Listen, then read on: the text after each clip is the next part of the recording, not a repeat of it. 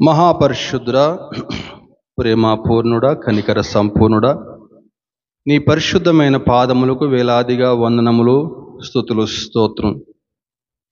మహిమ ఘనతకు అర్హుడా, ఆరాధనకు యోగ్యుడా, నిన్న నేడు రేపు ఏకరీతిగా ఉంటున్న మా ప్రభువా, పరిశుద్ధుడా, ప్రేమగల తండ్రి, కృపగల మా ప్రభువా, నీకే స్తుతులు, స్తోత్రం. ఇంతవరకు దేవా నేను స్తుతించుకున్నాం, కీర్తించుకున్నాం నా ప్రభువా, పరిశుద్ధుడా, స్తోత్రం. నాయన ఇటు భాగ్యం లేక ప్రభు ఎంతోమంది ఇప్పటికీ గతించిపోయారు దేవా, కాలగర్భంలో కలిసిపోయారు నా ప్రభా, స్తోత్రం దేవా. నన్ను మమ్మల్ని అయితే నా ప్రభా దేవా ఈ విధంగా సజీవ లెక్కలో ఉంచి నిన్ను స్తుతించి మహింపరిచి గణపరిచే చక్కని భాగ్యాన్ని దయచేశారు నా ప్రభా, స్తోత్రం. మరొక చక్కని శ్రేష్టమైన సమయంలోకి మేము ప్రవేశించుకుంటున్నాం దేవా. వాక్యం ద్వారా మీరు మాతో మాట్లాడే సమయం దేవా. అవునైనా నీకు వాక్యం మా పాదములకు దీపం, మా త్రోవకు వెలుగు నా ప్రభా, పరిశుద్ధాత్మదేవ. జీవం గల వాక్యం దేవా అయానైనా ప్రతి ఒక్కరి హృదయాల దేవతనైనా అయా ప్రసరింప చేయండి నా ప్రభా, స్తుతులు, స్తోత్రం దేవా. ఇక్కడ కూర్చున్న ప్రతి ఒక్క బిడ్డతో వ్యక్తిగతంగా మాట్లాడు దేవా. నిశ్చితమతి నీకు సిలువ చటను మరుగుపరిచి మీరే స్తుతి ఘనత మహిమ పొందమని యేసుక్రీస్తు వారి అతి శ్రేష్టమైన నామమున వేడుకొనుచున్నాము తండ్రి, ఆమేన్.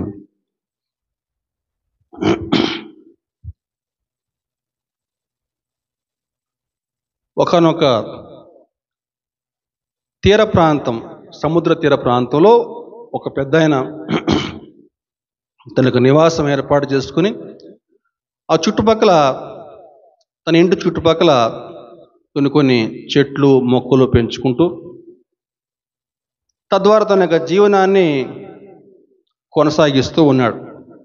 ఆ చెట్ల నుంచి వచ్చేటువంటి ఫలాలతోటి వాటిని అమ్ముకుంటూ తన యొక్క జీవనాన్ని కొనసాగిస్తూ ఉన్నాడు. అయితే ఒక రాత్రి వేళ భయంకరమైనటువంటి వర్షం, భయంకరమైన తుఫాను. తెల్లవారి చూసేసరికి తన ఇంటి ముందున్నటువంటి ఒక పెద్ద వృక్షం కూలిపోయిందంట. ఆశ్చర్యం ఏంటని చెప్పంటే తన ఇంటి చుట్టూ రకరకాల చెట్లు ఉన్నాయి, కానీ ఆ చెట్లకి ఏమి కాలేదు, కానీ ఈ మహావృక్షము కూలిపోయిందట. ఏంటి ఈ వృక్షం కూలిపోయింది, ఇంత బాలిగా ఇంత బలంగా ఉంది చెట్టు కూలిపోయిందని చెప్పేసి జాగ్రత్తగా పరిశీలిస్తే దాని మొదలు, దాని యొక్క వేరు లోపలంతా కూడా కుళ్ళిపోయి ఉందటండి. పైకి చెట్టు బలంగానే ఉంది, చూడటానికి కలకల్లాడుతూనే ఉంది, కానీ దాని లోపల వేరు బలంగా లేకపోవటం వల్ల చెట్టు పడిపోయిందండి. ఆ వేరుని మన హృదయంతో కనుక పోల్చి చూస్తే ఈరోజు మనం పైకి ఆత్మీయంగా కనిపించవచ్చు, దేవుని పట్ల భక్తి కలిగి ఉన్నట్లుగానే కనిపించవచ్చు, కానీ మన హృదయంలో ఆ కుళ్ళు ఉంటే, పాపం అనే కుళ్ళు ఉంటే, నువ్వెంతటి బలవంతమైనా కావచ్చు, ఒకరోజు కుప్పకూలిపోతావు ఆ చెట్టులాగానే. అందుకే జ్ఞాని, మహాజ్ఞాని సొలొమోను అంటాడు సామెతలు 4:23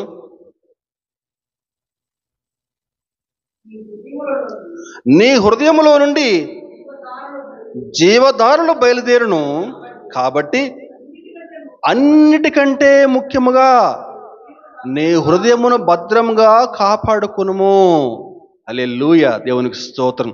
అన్నిటికంటే ముఖ్యముగా నీ హృదయమును భద్రంగా కాపాడుకును. ఎందుకు? నీ హృదయములో నుంచి జీవధారలు బయలుదేరును కాబట్టి. అందుకే సొలొమోను యొక్క తండ్రి దావీదు కూడా ఏమంటాడని చెప్పండి, యెహోవా నన్ను పరిశీలించుము ప్రభువా, నా అంతరేంద్రియములను, నా హృదయమును పరీక్షించు ప్రభువా, నా హృదయంలో నీకు ఆయాస్కర మార్గమైన ఉందేమో దయ ఉంచి పరీక్షించు ప్రభువా, పరిశోధించు ప్రభువా అంటాడు కీర్తనకారుడు. జాగ్రత్తగా అర్థం చేసుకోవాలండి. ఈ సృష్టికర్త మానవుణ్ణి సృజించేటప్పుడు ఆ మనిషి యొక్క హృదయంలో, మనిషిలో తాను నివసించాలని చెప్పని మనిషి యొక్క హృదయంలో ఒక గదిని ఏర్పాటు చేసుకున్నాడు. తద్వారా ఆ మనిషి యొక్క హృదయంలో నివాసం ఉండి తద్వారా ఆ మనిషికి సంతోషాన్ని, సమాధానాన్ని, ఆనందాన్ని తేవాలని చెప్పని ఆశిస్తూ ఉంటే మానవుడు నెమ్మదిగా కోపము, క్రోధము, అసూయ, పగ వాటన్నిటిని కూడా లోపల చేర్చుకుంటూ పరిశుద్ధాత్మని బయటకు గెంటేశాడండి. పాపము, పరిశుద్ధత రెండు కూడా ఎప్పుడు కూడా ఒకే దగ్గర ఉండలేవండి. ఎప్పుడైతే పాపము నెమ్మదిగా మనిషి యొక్క హృదయంలో ప్రవేశించబడిందో పరిశుద్ధాత్ముడు బయటకు గెంటివేయబడ్డాడు. మీకందరికీ కూడా క్యామిల్ మర్చెంట్ స్టోరీ చదువుకున్నాం చిన్నప్పుడు. జ్ఞాపకం ఉందండి? తెలుసండి? తెలిస్తే చేయలేపండి తెలుసు అని చెప్పని. వ్యాపారి ఒంటె తెలియదు ఎవరికి? సరే, గుర్తు చేస్తాను ఒకసారి. ఒకనొక ప్రాంతంలో, ఒక ఎడారి ప్రాంతంలో ఒక వ్యాపారి నివాసం ఉంటూ ఆ ఎడారి ప్రాంతంలో కొన్ని వస్తువులు, చుట్టుపక్కల ప్రాంతాలకి కొన్ని వస్తువులు, ఒక ఒంటె ఉండేది అతనికి. ఆ ఒంటె పైన ఆ వస్తువులు వేసుకుని ఆ ప్రాంతం ఈ ప్రాంతం వెళ్తూ వాటిని నమ్ముకుని తనకు జీవనం కొనసాగిస్తూ ఉండేవాడు. ఒకరోజు అలాగే కొంచెం దూర ప్రాంతం వెళ్ళి వస్తూ ఉంటే రాత్రి అయిపోయిందంట. రాత్రి అయ్యేసరికి అక్కడే ఏదైనా ఒక గుడారం వేసుకుని ఆ రాత్రి విశ్రాంతి తీసుకుని పొద్దున్నే వెళ్దామని చెప్పని అనుకున్నాడు. సరే, గుడారం వేసుకున్నాడు. ఒంటికి బయట పచ్చగడ్డ వేసేసి అతను లోపల విశ్రాంతి తీసుకుంటా ఉన్నాడు. ఒక రాత్రి వేళ, బాగా చలికాలమేమో, ఒక రాత్రి వేళ ఒంటె యజమాని దగ్గరికి వచ్చి, యజమాని నాకు బాగా చలేస్తూ ఉంది, నువ్వేమో లోపల చక్కగా విశ్రాంతి తీసుకుంటావన్నో, మరి నేనేమో బయట ఉన్నాను అని చెప్పానంటే, లోపల గుడారం చాలా చిన్నగా ఉంది కదా, ఈ ఒక్క రాత్రికే కదా, ఈ ఒక్క రాత్రి ఎలాగోలా గడిపేస్తే పొద్దున్నే మళ్ళా మన ఇంటికి వెళ్ళిపోదాం కదా అని చెప్పని అన్నట్టు. సరే అని చెప్పని మళ్ళీ కాసేపటి తర్వాత మళ్ళీ ఒంటి వచ్చేసి, యజమాని నాకు బాగా చలేస్తూ ఉంది, నువ్వేమో లోపల హాయిగా వెచ్చగా పడుకున్నావు, కొంచెం నాకు లోపల కొంచెం చోటిస్తావా, నాకు కాళ్ళు పెట్టుకుంటా అంతే, నాకు ఇంకేం వద్దు, కాళ్ళు చాలని చెప్పేసి. సరేలేరా అని చెప్పని కాళ్ళు పెట్టుకోవడానికి పర్మిషన్ ఇచ్చాడు. సరే అని చెప్పని కాళ్ళు పెట్టుకుందంట. నెమ్మదిగా కాసేపటి తర్వాత కాళ్ళు కాస్త సగం వచ్చేసిందంట లోపలికి. ఇంకాసేపటికి మొత్తం వచ్చేసిందంట లోపలికి. పొద్దున చూస్తే యజమాని ఏమో బయట ఉన్నాడట, ఒంటేమో లోపల ఉందట.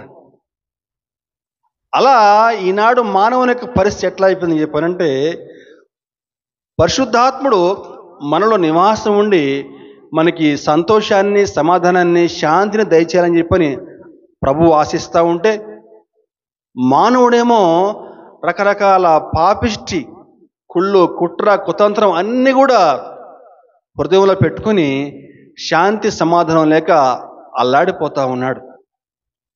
అదిగో అటువంటి పరిస్థితిలో ప్రభు మానవుని వైపు చూసి అతని యొక్క దయనీయమైన పరిస్థితిని చూసి తిరిగి మళ్ళా మానవుని హృదయంలోకి రావాలని చెప్పని, తిరిగి మళ్ళీ అతనికి సంతోషాన్ని, సమాధానాన్ని దయచేయాలని చెప్పని ప్రతి ఒక్కరి హృదయం యొక్క బయట నిలబడి తలుపు తొడతా ఉన్నాడట.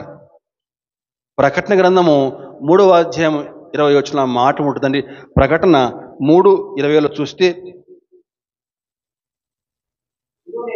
ఇదిగో నేను తలుపు నొద్ద నిలుచుండి తట్టుచున్నాను, ఎవడైనను నా స్వరము విని తలుపు తీసిన ఎడల నేను అతని యొద్దకు వచ్చి అతనితో నేనును, నాతో కూడా అతడును భోజనము చేదుము. ఇదిగో నేను తలుపు నొద్ద నిలుచుండి తలుపు తట్టుచున్నాను. తలుపు నొద్ద నిలుచుండి ప్రభు ప్రతి ఒక్కరి యొక్క హృదయాన్ని తట్టుచా ఉన్నాడు. అయ్యా, నీ హృదయపు తలుపు తెరుస్తావా, నేను నీ హృదయంలోకి వచ్చి నివాసం ఉండాలని చెప్పని ఆశపడతా ఉన్నాను. కానీ ఈరోజు అనేక మంది తమ హృదయాల్ని కఠినం చేసుకుంటూ ప్రభువుని తమ హృదయంలోకి ఆహ్వానించలేకపోతున్నారు. ప్రభువుని హృదయంలోకి రావాలని చెప్పానంటే నీ హృదయపు తలుపు తెరవాలి. ఆ తలుపుకి బయట గొళ్ళెం లేదండి, లోపలే గొళ్ళెం ఉంది. నువ్వు ఆ గొళ్ళెం తీస్తేనే ప్రభువు నీ హృదయంలోకి రాగలడు, నీ హృదయంలోకి నివాసం ఉండగలడు. ఈరోజు ప్రభువు నీ హృదయం బయట ఉన్నాడా, నీ హృదయము లోపట ఉన్నాడా? దైవంచి ఒక్కసారి పరిశీలన చేసుకోండి. ప్రభువుని హృదయంలోకి ఆహ్వానించలేని హృదయము మూయబడిన హృదయము, కఠినమైన హృదయం. ఈరోజు మన వాక్యాంశము మూయబడిన హృదయము, తెరవబడిన హృదయం. ఎవరైతే ప్రభువుని తమ హృదయాల్లోకి ఆహ్వానించలేరో ఆ హృదయాన్ని మూయబడిన హృదయం అని చెప్పని వాక్యం సెలవిస్తూ ఉంది. మూయబడిన హృదయం. బైబిల్ గ్రంథంలో ఈ మూయబడిన హృదయం గురించి ఒక స్త్రీని మనం ఉదాహరణగా చెప్పుకోవచ్చు. బైబిల్లో ఆ స్త్రీ గురించి ఒకే ఒక్కసారి చెప్పబడింది. మరలా ఆ స్త్రీ యొక్క ప్రస్తావన ఎక్కడ లేదండి. గమనించండి, బైబిల్ గ్రంథంలో ఒక వ్యక్తి యొక్క ప్రస్తావన ఒక్కసారి వచ్చిందని చెప్పానంటే ఆ వ్యక్తి నుంచి మనం చాలా పాఠాలు నేర్చుకోవచ్చండి. మంచైనా కావచ్చు, చెడైనా కావచ్చు. అదే ఒక వ్యక్తి గురించి 2 సార్లు 3 సార్లు ప్రస్తావించబడింది చెప్పానంటే ఆ వ్యక్తి నుంచి మనం చాలా నేర్చుకోవాలి. ఇదిగో ఈ స్త్రీ గురించి కూడా ఒకసారి ప్రస్తావించబడింది. ఆ స్త్రీ ఒక యూదురాలు, ఇజ్రాయేల్ స్త్రీ అని చెప్పని చెప్పబడింది వాక్యంలో. యూదురాలు అని చెప్పని ప్రస్తావించబడింది. అపోస్తల కార్యము 24వ అధ్యాయము 24వ వచనంలో, అధ్యాయం 24 వచనం కూడా 24. అపోస్తల కార్యము 24:24లో కొన్ని దినములైన తర్వాత ఫెలిక్స్ యూదురాలైన ద్రుసిల్లా అను తన భార్యతో కూడా వచ్చి పౌలును పిలిపించి క్రీస్తు యేసునందలి విశ్వాసమును గూర్చి అతడు బోధింపగా వినెను. అప్పుడు అతడు నీతిని గూర్చియు ఆశా నిగ్రహమును గూర్చియు రాబో విమర్శను గూర్చియు ప్రసంగించుచుండగా ఫెలిక్స్ మిగుల భయపడి, ఇప్పటికి వెళ్ళము, నాకు సమయమైన నిన్ను పిలవనంపించునని చెప్పెను. చాలండి. ఆ స్త్రీ పేరు ఏం పేరండి? ద్రుసిల్లా. ద్రుసిల్లా చాలా అందగత్తటండి. చాలా చాలా అందగత్త అని చెప్పిన చరిత్ర చెప్తా ఉంది. కానీ ఆమె అందమే ఆమె పాలిట శాపమై కూర్చుందండి. ద్రుసిల్లా. మూయబడిన హృదయం గురించి ఈ స్త్రీ యొక్క పేరు, ఈ స్త్రీ గురించి చెప్పుకోవచ్చు. ఎన్నో మరుగైన విషయాలు బైబిల్లో వ్రాయబడలేదు, కానీ చరిత్ర ఆమె గురించి చెప్తా ఉందండి. అసలు ఇంతకీ ద్రుసిల్లా ఎవరు అని ఒకసారి మనం జాగ్రత్తగా పరిశీలిస్తే మనకందరికి కూడా హేరోదు మహారాజు తెలుసు. మత్తయి సువార్తలో యేసుప్రభు జన్మించినప్పుడు 2 ఏళ్లలోపు పిల్లలందరినీ కూడా చంపేయాలని చెప్పని ఆజ్ఞ ఇచ్చాడు హేరోదు మహారాజు మత్తయి సువార్తలో. అదిగో ఆయన్ని హేరోద్ ద గ్రేట్ అని చెప్తారనమాట, మహా హేరోద్ అని చెప్తారనమాట. చూపించాయి కొంచెం ఫోటోలు పక్క. ఇతను మహా హేరోదు. ఈ మహా హేరోదు యొక్క ముని మనవరాలే ఈ ద్రుసిల్లా అండి. హేరోదు అగ్రిప్ప 1 అతని యొక్క తండ్రి. హేరోదు అగ్రిప్ప, చెప్దామండి, హేరోదు అగ్రిప్ప 1 ఆమె యొక్క తండ్రి. ఆమె యొక్క సహోదరుడి పేరు హేరోదు అగ్రిప్ప 2. ఈ హేరోదు అగ్రిప్ప 1 ఎవరయ్యా అని చెప్పానంటే, మనకి బాప్తిసమిచ్చు యోహాను ఉంటాడు కదా, అతని యొక్క తలను నరికిస్తాడు. ఘనమైన చరిత్ర అన్నమాట వీళ్ళకందరికి కూడా. అదిగో ఆ యొక్క కుటుంబంలో నుంచి వచ్చినటువంటి స్త్రీ ఈ దృశ్యల్ల. అయితే ఎందుకు ఈ దృశ్యల గురించి చెప్పాల్సి వచ్చిందని చెప్పానంటే, అతని యొక్క తండ్రి హేరోదు అగ్రిప్ప 1 ఆమెకి చిన్న వయసులోనే ఒక రాజుతోటి వివాహం జరిపిస్తాడు. అయితే 1 సంవత్సరం తిరగకుండానే ఆ స్త్రీ తన భర్తను వదిలిపెట్టేసేసి ఆ ప్రాంతానికి వచ్చినటువంటి రోమా గవర్నర్ ఫెలిక్స్ని మోహించి అతన్ని పెళ్లి చేసుకుంటుంది. భర్తకు విడాకులు ఇవ్వకుండానే ఫెలిక్స్ని పెళ్లి చేసుకుంటుందండి. మొట్టమొదటి చెప్పాను ఆమె యొక్క యూదురాలు అని చెప్పేసి. ఎందుకు చెప్పానంటే, యూదులకి ధర్మశాస్త్రం అంటే తెలుసు, దేవుడు అంటే తెలుసు, నైతిక నియమావళి అంటే తెలుసు. అన్నీ తెలిసి కూడా దేవుడు అంటే ఏమాత్రం కూడా భయం భక్తి లేకుండా కట్టుకున్న భర్తకి విడాకులు ఇవ్వకుండా ఫెలిక్స్ని పెళ్లి చేసుకుందండి. అదిగో ఆ సమయంలో ఈ ఫెలిక్స్, ఈ ద్రుసిల్లా ఆ ప్రాంతానికి వచ్చినప్పుడు పౌలుని పిలిపిస్తారు. ఎందుకు పౌలుని పిలిపిస్తారని చెప్పారంటే, ఈ పౌలు గారు దేవుని యొక్క సువార్త ప్రకటిస్తూ ఉంటే పౌలు ఖైదు చేయబడతాడు. ఆ విధంగా ఖైదు చేయబడినప్పుడు ఫెలిక్స్ ఆ ప్రాంతానికి గవర్నర్గా ఉంటాడు కాబట్టి ఫెలిక్స్ వద్దకి పౌలుని పట్టుకొస్తారు. పట్టుకొచ్చినప్పుడు ఫెలిక్స్ పౌలుని విచారణ చేస్తూ ఉంటే పౌలు తన యొక్క వాదన అంతా కూడా వివరిస్తాడు. చూద్దాం ఒక్కసారి మనం అపోస్తలుల కార్యం 24వ అధ్యాయము మొదటి నుంచి చూసుకుంటే, మీరు ఇంటికి వెళ్ళి చదువుకున్నదంతా కూడా 24లో మొత్తం అంతా కూడా 24 2వ వచనం చూస్తే, పౌలు రప్పించబడినప్పుడు తెర్తుల్లో అతని మీద నేరము మోప ఆరంభించి ఇట్లనెను, మహాఘనత వహించిన ఫెలిక్సా, మేము తమ వలన ఎంతో నెమ్మది అనుభవించున్నామనియు ఈ దేశ జనమునకు సంభవించిన అనేకమైన కీడులు అవన్నీ కూడా చెప్తా ఉంటే, మనకి 10వ వచనం చూస్తే, అప్పుడు అధిపతి మాట్లాడమని పౌలునకు సైగ చేయగా అతడు ఇట్లనెను. పౌలు గారు తన యొక్క వాదన అంతా కూడా వివరిస్తూ ఉన్నాడండి. చదివితే జాగ్రత్తగా అర్థం అవుతుంది అంతా కూడా. చివరి వచనం చూసుకుంటే 21వ వచనం చూసుకుంటే 22 అండి. ఫెలిక్స్ ఈ మార్గమును గూర్చి బావుగా ఎరిగినవాడే సహస్రాధిపతి అయిన లూసియా వచ్చినప్పుడు ఈ సంగతి నేను విచారించి తెలుసుకుందునని చెప్పి విమర్శ నిలుపు చేసెను.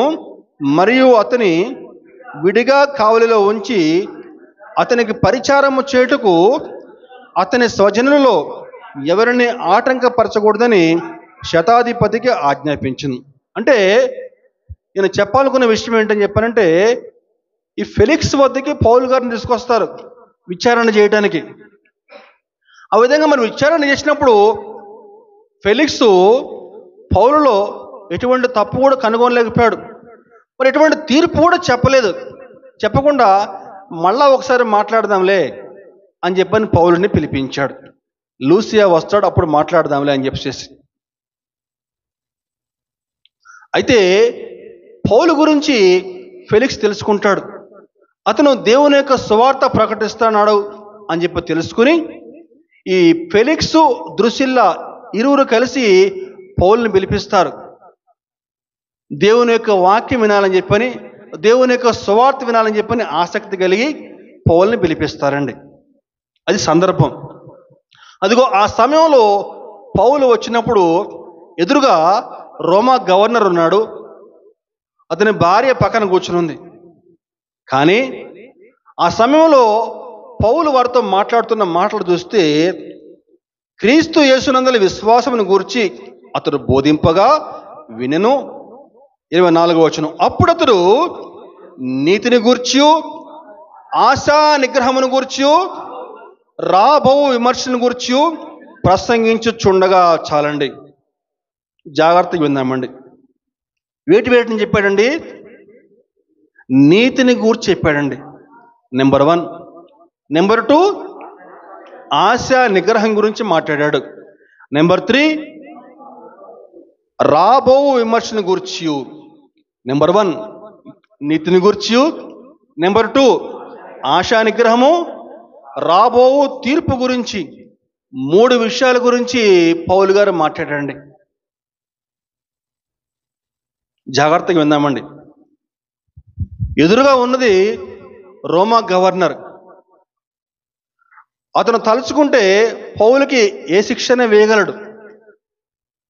కానీ పౌలు ఏమాత్రం కూడా భయపడకుండా దేవునికే భయపడి 3 విషయాలు వాళ్ళతో మాట్లాడాడు. ఏ ఫెలిక్స్, ద్రుసిల్లా, మీరు చేస్తుంది చాలా అన్యాయం. నువ్వు కట్టుకున్నటువంటి భార్యకు, కట్టుకున్న భర్తకు విడాకులు ఇవ్వకుండా నువ్వు వేరే వాడి యొక్క వల్ల పడి అతన్ని పెళ్లి చేసుకున్న ద్రుసిల్లా, ఇది అన్యాయం. నువ్వు నీతి తప్పి ప్రవర్తిస్తా ఉన్నావు. ఇది నీతి కాదు అని చెప్పని స్పష్టంగా హెచ్చరించాడు. ఆశా నిగ్రహం అని చెప్పనంటే తనకు లేనిది ఎదుటివారి దగ్గర ఉంటే ఏదో విధంగా అవి నాకు కావాలి, ఎలాగైనా సరే నాకు కావాల్సిందే, వాటిని పొందుకోవాలి అన్నదే ఆశా నిగ్రహం. ఈ ఫెలిక్స్కి అప్పటికే 2 పెళ్ళిళ్ళు అయిపోయినాయి. ఈమెని 3వ భార్యగా తెచ్చుకున్నాడు.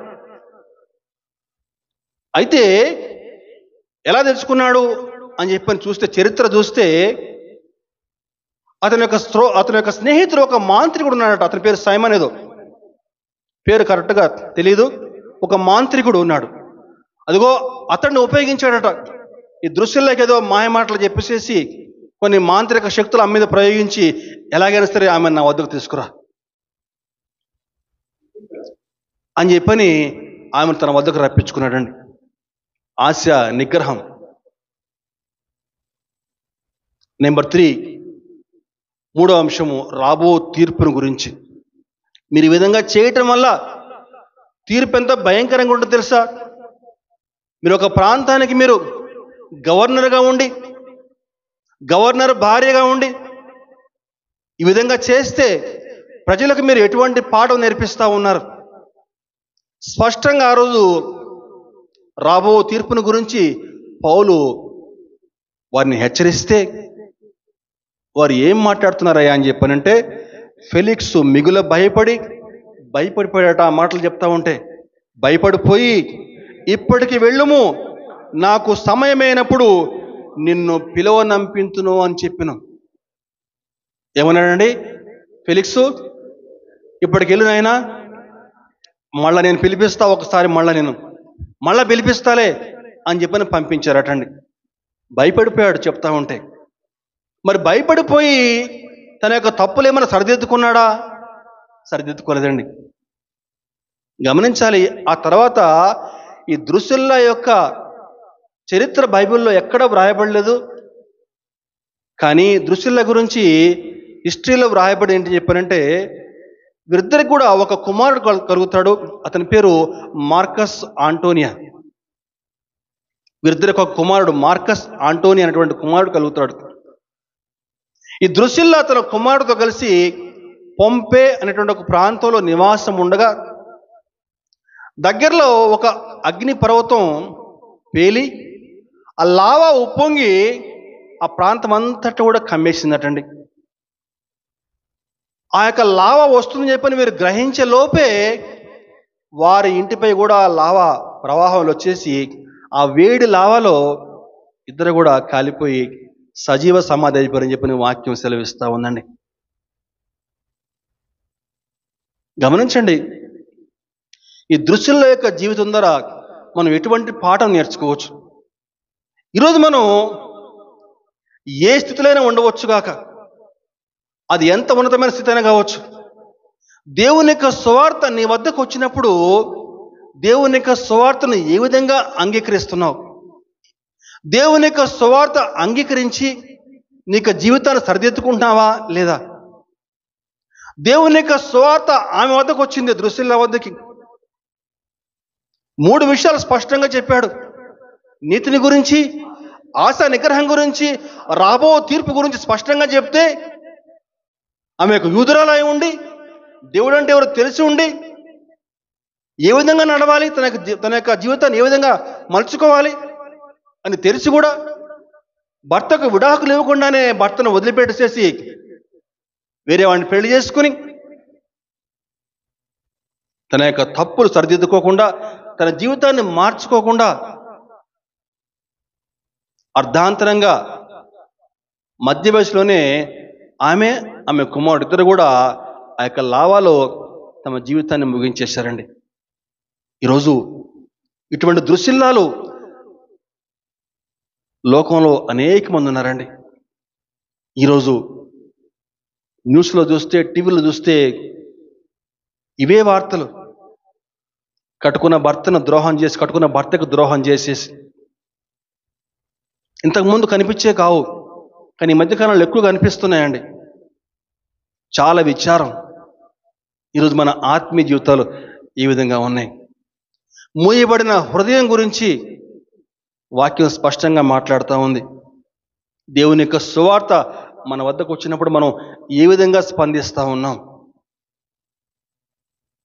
అయితే అదే పౌలు గారు మరొక స్త్రీతో కూడా మాట్లాడాడు. ఆ విధంగా పౌలు గారు మాట్లాడినప్పుడు ఆ స్త్రీ ఏ విధంగా స్పందించింది ఈరోజు మనం తెలుసుకుందామండి. తెరవబడిన హృదయానికి ఆమె ఒక ఉదాహరణగా నిలుస్తూ ఉంది. ఆమె మనకి అదే అపోస్తల కార్యం 16వ అధ్యాయంలో మనకి ఆ స్త్రీ కనిపిస్తూ ఉంది. మనం అనేక సార్లు మనం చదువుకున్నాము, చెప్పుకున్నాం కూడా. మరలా ఒకసారి ఆమె గురించి మనం మాట్లాడుకుందామండి.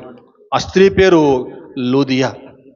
లూదియా అన్న పేరుకి అర్థము దివిటి లేదా వెలుగు అని అర్థమండి. ఏం పేరండి? లూదియా అంటే దివిటి లేదా వెలుగు అని అర్థమండి. పౌలు గారు తన యొక్క సువార్త ప్రయాణంలో ముందుకు సాగుతూ ఉండగా ఆసియా ప్రాంతం అంటే మన ఖండమే వచ్చి దేవుని యొక్క వాక్యం ప్రకటించాలి అని చెప్పని ఆశపడతా ఉంటే పరిశుద్ధాత్ముడు పౌలు గారిని ఆటంకపరుస్తాడు. ఒకసారి కాదు, 2 సార్లు.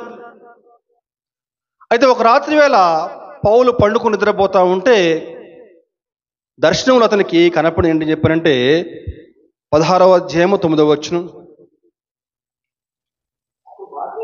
అప్పుడు మాసిదోనియా దేశస్థుడు ఒకడు నిలిచి, నువ్వు మాసిదోనియాకు వచ్చి మాకు సహాయము చేయమని తనను వేడుకొనుచున్నట్లు రాత్రివేళ పౌలునకు దర్శనము కలిగెను.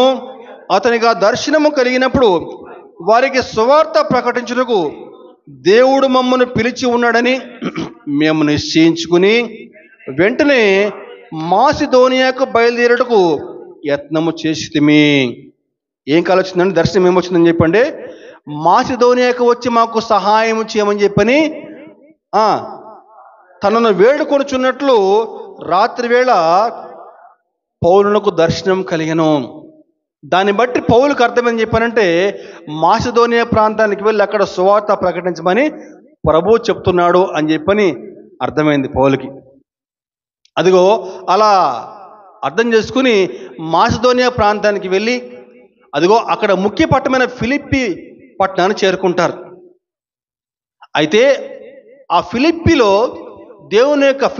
పట్టణంలో దేవుని యొక్క సువార్త ప్రకటించకూడదని చెప్పిన ఆజ్ఞలు అక్కడ ఉన్నాయి. ఇప్పుడు ఎక్కడ కూడా సమాజ మందిరాలు ఎక్కడ కూడా లేవు. అయితే పౌలు గారికి అలవాటు చొప్పున ఆదివారం పూట విశ్రాంతి దినం అయ్యేసరికి దేవుణ్ణి దర్శించుకోవాలి, దేవునికి ప్రార్థన చేసుకోవాలి అని చెప్పని బహుశా వాకప్ చేస్తుంటాడు బహుశా.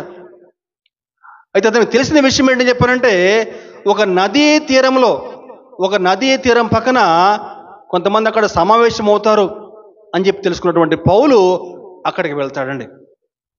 అక్కడికి వెళ్ళగానే కొంతమంది స్త్రీలు అక్కడ సమావేశమై అక్కడ ప్రార్థించుకుంటూ ఉంటారు. చూద్దాం వాక్యంలో 13వ వచనం. విశ్రాంతి దినమున గవిని దాటి నదీ తీరమున ప్రార్థన జరుగుననుకుని అక్కడికి వచ్చి కూర్చుండి కూడి వచ్చిన స్త్రీలతో మాట్లాడుచుంటిమే. ఆ నది పేరు గంగైట్స్ నది. ఆ నది తీరంలో కొంతమంది అక్కడ సమావేశం అవుతారని చెప్పి తెలుసుకున్నాడు పౌలు గారు. గమనించాలి, అక్కడ సమాజ మందిరాలు లేవండి. సమాజ మందిరాలు ఉండాలని చెప్పండి. సమాజ మందిరం అని చెప్పంటే ఇట్లా మన చర్చి లాగా అన్నమాట. సమాజ మందిరం ఉండాలని చెప్పంటే కనీసం ఒక 10 మంది అయినా సరే పురుషులు ఉండాలన్నమాట. 10 మంది అయినా పురుషులు ఉంటే అప్పుడు ఒక సమాజ మందిరం ఏర్పాటు చేసుకోవచ్చు. అంటే అక్కడ పట్టుమని 10 మంది కూడా అక్కడ దేవుని ఎరిగినటువంటి వారు లేరు, మనం అర్థం చేసుకోవాలి అది. కానీ కొంతమంది స్త్రీలు ధైర్యంగా ఆ యొక్క పట్టణపు సరిహద్దు అవతల, నదీ తీరం అని చెప్పి అంటే పట్టణపు సరిహద్దు అవతల కొంతమంది అక్కడ సమావేశమై దేవుణ్ణి స్తుతిస్తూ ఉన్నారటండి. దేవునికి స్తోత్రం, హల్లెలూయా. అంటే సమాజ మందిరాలు లేకపోయినా సరే, ఆరాధన చేసుకోవడానికి అనువైనటువంటి పరిస్థితులు లేకపోయినా సరే, అక్కడ కొంతమంది సమావేశమై దేవుణ్ణి స్తుతిస్తూ ఉన్నారు. ఆ విషయం పౌలు గారికి తెలిసింది. అక్కడికి వెళ్ళి సరే కొంతమంది స్త్రీలు అక్కడ సమావేశమై ఉంటే అక్కడికి వెళ్ళి దేవుని యొక్క వాక్యం ప్రకటిస్తూ ఉంటే అక్కడ లూదియా అయినటువంటి స్త్రీ అక్కడ అందులో కూర్చుందండి.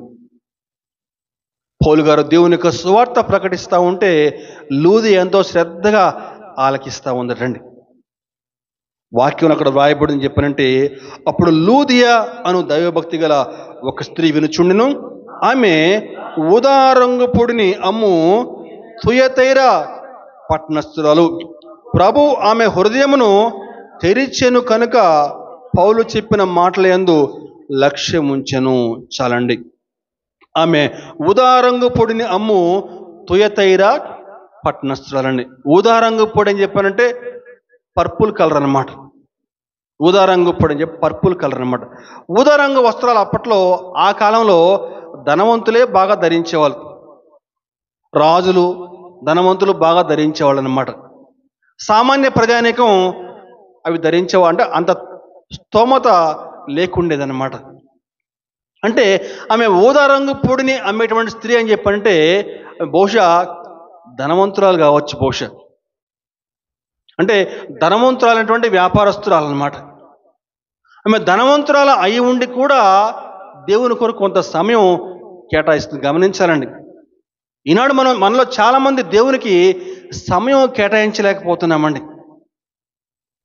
కొంతమంది చెప్తారు ఏంటని చెప్పారంటే, మాకు బైబిల్ అంతా తెలుసు, మీరు ఏదైనా ఒక అధ్యాయం చెప్తే తక్కువ ఇస్తామండి, మాకు మొత్తం అంతా తెలుసు బైబిల్ అని చెప్తారు. నీ జ్ఞానం ఎవడికి కావాలండి? నీ జ్ఞానం అడగట్లే దేవుడు. ఎక్కడ నేను, నువ్వు నాకు సమయం ఇస్తున్నావా అడుగుతున్నాడండి. గమనించాలి, పేతురు గారికి ఏం జ్ఞానం ఉందని చెప్పండి. పేతురు గారు ఒక జాలరి, చేపలు పట్టుకునేవాడు. కానీ దేవుని కొరకు ఎంత బలంగా వాడబడ్డాడు పేతురు. దావీదు ఒక గొర్రెల కాపరి తీసుకొచ్చి సింహాసనం మీద కూర్చొని పెట్టాడు. నీ జ్ఞానము, డబ్బు, హోదా అవేవి కూడా దేవునికి అక్కర్లేదండి. నువ్వు దేవునికి ఎంత సమయం ఇస్తున్నావు అనేది చాలా ప్రాముఖ్యమైనదండి. నువ్వు దేవునికి సమయం ఇచ్చి నువ్వు దేవుని గణపరిస్తే దేవుడు నిన్ను గణపరుస్తాడు. ఆమె ఒక ధనవంతులైన వ్యాపారస్తురాలు అయినా సరే దేవుని కొరకు తన యొక్క సమయాన్ని ఇస్తూ ఉందండి. దేవుణ్ణి మహింపరుస్తూ ఉంది. ఆమె భక్తిగల స్త్రీయే, కానీ నిజ దేవుణ్ణి ఏ విధంగా తెలుసుకోవాలో మార్గం తెలియదు ఆమెకి. అందుకే ప్రభు పౌలు గారిని ఆ ప్రాంతానికి పంపించాడు. దేవుని యొక్క ప్రణాళిక చాలా చాలా ఆశ్చర్యంగా ఉంటుందండి, తెలుసుకోవాలి, మనం గమనించాలండి. ఆమె దైవభక్తి ఉంది ఆమెకి, కానీ రక్షణ లేదు. అదిగో అందుకే పౌలు గారు ఆసియా వెళ్లకుండా పౌలుని అడ్డుకుని ఆ ప్రాంతానికి ఒక్క స్త్రీ కోసం ఆ ప్రాంతానికి పంపించాడు. ఆనాడు ఆ లూదియా దేవుని యొక్క వాక్యాన్ని శ్రద్ధగా ఆలకించింది. ప్రభువు ఆమెకు హృదయాన్ని తెరిచాడు. దేవుణ్ణి తన హృదయంలో ఆమె విశ్వసించింది. ఫలితం ఏంటని చెప్పానంటే ఆమె రక్షణ మార్గాన్ని పుచ్చుకుందండి. ఆమె రక్షించబడటమే కాకుండా తన కుటుంబం అంతా కూడా రక్షణ మార్గంలోకి వచ్చారు. దేవునికి స్తోత్రం, హల్లెలూయా. ఆమె గురించి బైబిల్లో పెద్దగా వ్రాయబడలేదు, కానీ చరిత్ర చెప్తా ఉంది. తర్వాత కాలంలో ఆమె యూరప్ ఖండాన్ని అంతటిని కూడా వెలిగించిందని చెప్తారండి. ఒక స్త్రీ దేవుని యొక్క సువార్త విని రక్షించబడింది. ఆ ఒక్క స్త్రీ యూరప్ ఖండాన్ని అంతా కూడా ఒక వెలుగులాగా ఆమె ప్రకాశించిందండి. తుయతైరా సంఘాన్ని స్థాపించిందని చెప్తారు ఆ లూది అనేటువంటి స్త్రీ. కారణం ఏంటని చెప్పంటే తెరవబడిన హృదయం. ఇద్దరు స్త్రీలు ఇక్కడ మనకు కనిపిస్తూ ఉన్నారు, ద్రుసిల్లా, లూదియా. ఇద్దరి వద్ద కూడా దేవుని యొక్క సువార్త పంపించబడింది. ఆమెమో దేవుని యొక్క సువార్త అంగీకరించకుండా తన హృదయాన్ని మూసేసుకుంది. కానీ ఈ స్త్రీ దేవుని యొక్క సువార్త అంగీకరించి తన హృదయాన్ని తెరిచింది. దేవుని యందు లక్ష్యం ఉంచింది. తద్వారా ఆమె ఒక వెలుగుగా మారి అనేకులకు ఆ వెలుగును ప్రసరింప చేయగలిగిందండి. దేవునికి స్తోత్రం, హల్లెలూయా. ఈరోజు మనం మందిరానికి వస్తూ ఉన్నాం. దేవుని యొక్క వాక్యం ఏ విధంగా వింటా ఉన్నాం? దేవుని యొక్క వాక్యం పైన మనం శ్రద్ధ పెట్టి దేవుని యొక్క వాక్యాన్ని ఆలకిస్తున్నామా? దేవుని యొక్క వాక్యం శ్రద్ధగా మనం ఆలకిస్తూ ఉంటే పరిశుద్ధాత్ముడు మనతో మాట్లాడతాడు. గొప్ప కార్యాలను చేయగలమండి. ఒక స్త్రీ యూరప్ ఖండ అంతటా వెలిగించని చెప్పానంటే ఈరోజు నువ్వు అనేక రోజుల నుంచి దేవుని మందిరానికి వస్తున్నావే, కనీసం నీ కుటుంబాన్ని కూడా నువ్వు వెలిగించలేకపోతున్నావు. నువ్వు ఉంటున్న వీధిలో దేవుని యొక్క వాక్యం ప్రకటించలేకపోతున్నావు. దేవునికి మహిమకరంగా జీవించలేకపోతున్నావు. ఈరోజు ఒక్కసారి మన యొక్క వ్యక్తిగత జీవితాలు ఏ విధంగా ఉన్నాయి పరిశీలన చేసుకుందామండి. ద్రుసిల్లా, లూదియా మనకి ఈరోజు ఎంత చక్కని పాఠాలు నేర్పిస్తూ ఉన్నారు. మోయబడిన హృదయము, తెరవబడిన హృదయం అండి. మోయబడిన హృదయం ఆమె కలిగి ఉండి తన జీవితాన్ని నష్టపరుచుకుంది. తెరిచిన హృదయం ఆమె కలిగి ఉండి దేవుణ్ణి అంగీకరించి అనేకులను రక్షణ మార్గంలోకి నడిపించిందని. అదిగో ఆ విధంగా ఈనాడు మనం కూడా ఒక వెలుగుగా ఉండి అనేకులను ఆ రక్షణ మార్గంలోకి నడిపించాలని దేవుడు మనల్ని ఇంకా తన కృపలో వర్ధిల్ల చేయాలని చెప్పిన చిన్న వాక్యాన్ని ముగిస్తా ఉన్నాను.